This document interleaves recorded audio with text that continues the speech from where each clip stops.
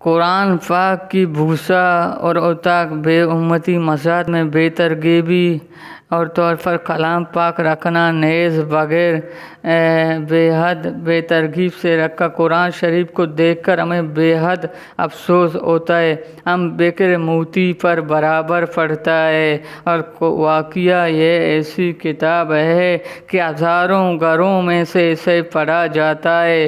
اگر یہ سوال اپنے جواب کے ساتھ آئندہ اشارے شائع فرمایا تو امت پر آپ یہ احسان عظمت ہوگا، کلام کے ساتھ اس بے امتی کا کیا صدا باب ہونا چاہیے۔ اس پر پردہ روشن تاکہ قرآن کے ساتھ ہونے والے اس بے امتی کو روک تھام ہو سکے۔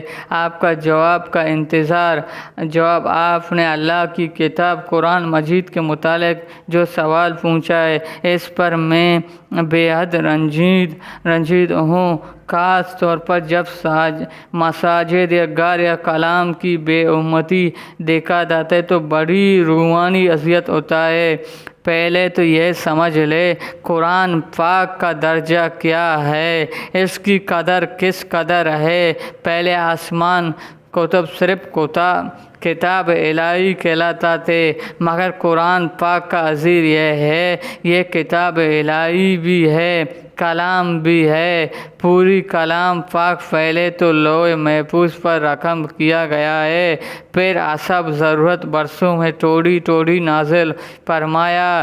یہ نزول طرح عمل بھی آتا ہے۔ اللہ جل جلالہ حضرت جبرائیل امین کو اپنے کلام سناتے۔ حضرت جبرائیل امین بھی نبی پاک صلی اللہ علیہ وسلم کو بطور وحی نازل فرمایا۔ اتنی عظیم مرتبہ آقا کتاب جو اللہ کا کلام بھی ہے، اس کے ساتھ آج جو امت کے ذریعے ہو رہا ہے، بے امتی جتنی آنسو بہا جائے کم ہے۔ نبی اکرم صلی اللہ علیہ وسلم اللہ کے آخری رسول ہے اور نبی ہے، اور قرآن پاک اللہ کی آخری کتاب ہے، یعنی اب صبح قیامت تک نہ کوئی نبی آئے گا اور نہ کوئی دوسرے کتاب ہے۔ آج یہ آخری کتاب یعنی قرآن مجید ہماری درمیان ہے، مگر اس کا حق ادا کرنے قاصر ہے، جیسی کہ اس کے حق ہے۔ جب یہ نازل اس لیے کیا گیا ہے، اس پر غور و فکر کیا جائے، تعبیر کیا جائے، اس روشنی میں زندگی کا مرحلہ طے کیا جائے، دنیا سنوارا جائے۔ قرآن پاک کی بے امتی خود مسلمانوں کی ہاتھوں میں ہوتا ہے، اس سے زیادہ افسوس بات کیا ہو سکتا ہے۔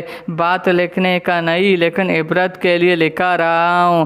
آج ہماری حال یہ ہے، خود تو بہترین کپڑا پہن کر گھومتے ہیں، جب قرآن شریف جزیہ چڑھانے کی بات آتا ہے تو بیوی سے کہا جاتا ہے کہ پرانا کپڑا اتار کر جزیہ بنا لو۔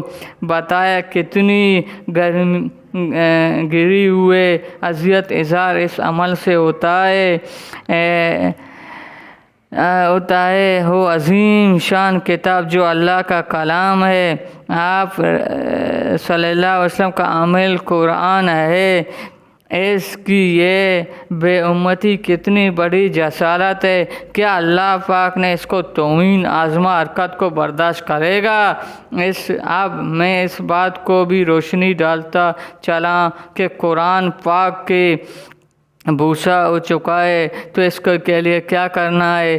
بڑے سیدھا سی بات ہے کہ آپ قرآن کے بھوسا کو مساجد کے باہر رکھا گیا ڈال دے، جیسی مساجد سے جمع کر لیا، دریا میں ڈال دیا۔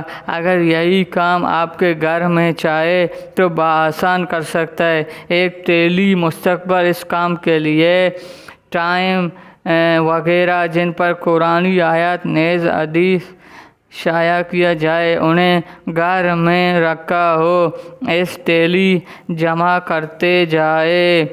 مہینے 2 مہینے جب تیلی بھرا جائے تو اسے خود جا کر سمندر میں ڈال آئے۔ اس طرح اللہ قرآن پاک کی بے امتی